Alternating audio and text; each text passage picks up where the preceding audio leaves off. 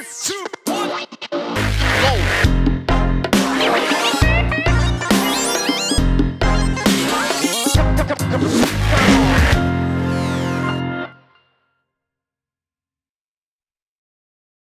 Mon histoire est l'histoire de la cigale, mais pas de la fourmi, de la cigale et d'un bateau sale.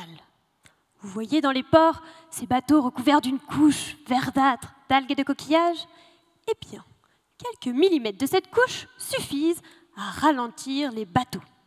Il faut alors plus de carburant pour aller à la même vitesse. Qui dit plus de carburant dit plus de pollution. Et la note, elle, est plus salée. Avant 2008, nos ancêtres utilisaient une peinture avec un dérivé d'étain. Super efficace. Elle tuait les algues. Petit dommage collatéral, elle avait aussi une vague tendance à créer des malformations chez d'autres espèces aquatiques. Mon objectif? Empêcher que les micro-organismes s'accrochent sur les bateaux, tout en respectant le milieu marin. Mais au lieu de m'intéresser directement aux algues et aux coquillages, je regarde ce qu'il y a dessous. Généralement, avant que les algues ne s'installent, des bactéries sont déjà présentes. Elles se sont multipliées et organisées pour former un film qui recouvre la surface. Et c'est là qu'intervient notre cigale. Dame Cigale n'est plus une flâneuse, c'est la criminelle du XXIe siècle. Ses ailes sont composées de petits pics, comme un tapis de fakir, avec des clous 100 fois plus fins qu'un cheveu.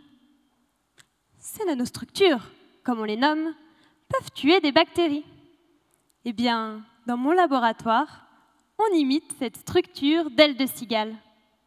Mais une fois les bactéries mortes, on veut les décrocher.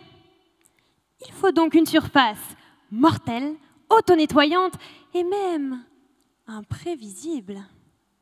Je m'explique. Vous êtes une bactérie.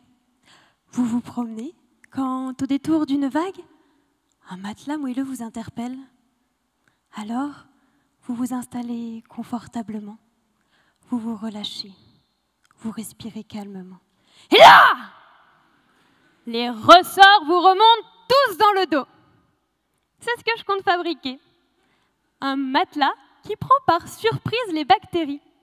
Ce matelas est composé d'une matière plastique qui se gonfle et se dégonfle avec un peu d'électricité. Et les ressorts de ce matelas pointus et fins imitent la structure d'ailes de cigale.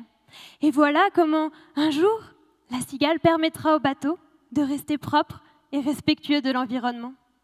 Vous voyez, les histoires de cigales sans fourmis ont leur charme aussi. Merci.